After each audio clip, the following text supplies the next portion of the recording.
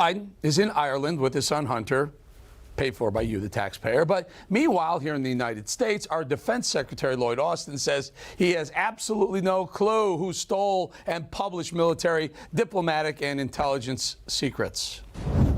Well, they were somewhere in the web, and where exactly and who had access at that point, we don't know. We simply don't know at this point. So. Well, let's bring in former U.S. Ambassador to the United Nations, John Bolton. Ambassador, thank you for joining us. I see you're still recovering from the last round we had on the show, but thank you for being here, sir. Sir, can you weigh in on these documents? No laughing matter here. These classified documents, some say what is leaked and maybe what is to come, it could be as bad as the Ed Snowden leaks. Yeah, look, the what we know so far is already very troubling, and it's entirely possible there's more to come. I would say this, though, although I acknowledge the great likelihood is this is a security problem at the Defense Department or something involving the U.S. government. There are enough anomalies about these documents, at least as reported in the press, and the visuals we've seen, to lead me to wonder whether there's not at least part of this some kind of disinformation operation here. And, that's not inconsistent with actually leaking real American secrets. One way you give credibility to disinformation is to embed it with a lot of stuff that's true. So we may have both problems. And I think all that says is people investigating this leak, trying to find out what exactly happened, need to be working 24/7, and whatever resources it takes ought to be applied. Time is not on our side as this goes unresolved. No, one of the things, Mr. Ambassador, one of the things that leaked, or some of the information that leaked, was that allegedly Egypt was looking to fortify Russia with up to 40,000 rockets, and the UAE and others were looking to help Russia. Meanwhile, that's counter to what our own State Department is trying to do with Russia. Your thoughts? Right. Well, this is actually a pretty good example of something that might be true, but it might be disinformation. I'd have to say this: if the government of Egypt thought that it could secretly manufacture and ship 40,000 rockets to Russia, it's one of the worst mistakes they've made in recent history, because ultimately we would have found out about it, as perhaps we did, and it will have a terrible effect on our bilateral relations. So I wonder if this is that one should ask, and this gets into counterintelligence that is like going into a hall of mirrors, to whose advantage would be to make up this story? To whose advantage was it to leak the information if it's true? These are all questions that, sitting on the outside, it's very hard for us to answer. It doesn't imply that they're not important. It's very important when you have this kind of purported leak or real leak. We need to move on it. The reason why it's opening a can of worms, so to speak, I guess, politically, topically, narratively, is that we've sent, or promised to have sent, $196 billion to Ukraine. $196 billion.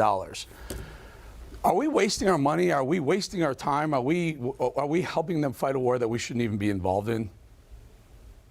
No, look, I think this is a war that is having several very beneficial effects for the United States. Number one, it's chewing up the Russian army and diminishing its power worldwide. And number two, if the Russians were able to get away with unprovoked aggression in Ukraine, every other former republic of the Soviet Union would be in jeopardy. Eastern Europe, our NATO allies, would be in jeopardy. Stability on the continent of Europe would be in jeopardy. And maybe worst of all, as if that's not bad enough, the lesson that the Chinese communists would learn in Beijing is that neither the United States nor the Western alliance would stand against aggression against a country in Europe. What chance was there really we would stand aggression if they went after Taiwan? So I think this is all connected, and I think it's important to understand those ramifications. Now, I believe you've said that you would support, or you think it's the right move, to put U.S. troops on the ground, boots on the ground in Taiwan if China were to threaten an attack or actually perpetrate a kinetic war. Well, I think it's important to deter China from ever undertaking the attack to begin with, or creating a pretext of a crisis to throw a blockade around the island, which they've demonstrated they have the capability to do. I don't deny that. And I think the way you do that through deterrence is to show that Taiwan's capability of resisting an invasion or a blockade is significant. This is, for us, critical to maintaining our defense against China's increase in hegemony along its periphery in the Indo-Pacific and ultimately worldwide. But why troops, so sir? Why troops? And this is where a libertarian like myself, and maybe not so libertarian like yourself, would get into an argument here. Why troops? Why not just send? Why not? It's even hard for me to utter the words as a libertarian. Why not send them, aid, send them arms, but keep our young men and women off the soil? Well, again, the point is to try and avoid military conflict. And the way you do that through deterrence is to convince the adversary that if they undertook an act of aggression, the cost that they would bear would be far, far in excess of anything they could hope to gain. The point here is to avoid the conflict. And as Don Rumsfeld used to say, it's not American strength that's provocative, it's American weakness that's provocative. And I would say, and I bet you do agree with me on this, that the Biden administration is showing weakness all around the world. Mm-hmm. Yeah, 100 million %. And that is the reason why I believe that there's so much going on. I think that's the reason why Russia invaded Ukraine when they did, and when Trump was out of office. I believe that's why Xi Jinping told the U.S. to stand down if they go to Taiwan. That's why Kim Jong-un continues to saber rattle, which brings up Donald Trump when he was in office. Let's take a listen. He had relationships with these dictators. Take a listen. I actually had and have a very good relationship with President Putin, but that's a good thing. That's not a bad thing. That's actually a very good thing. And until the plague came in, I had a very good relationship with President Xi of China, and I have a very good relationship with Kim Jong-un. And isn't it nice that you can actually have those relationships? We'll leave you with the final thought, Ambassador. Wouldn't it be nice to have a decent relationship with these horrible dictators so they stop perpetrating the evil that they are around the world?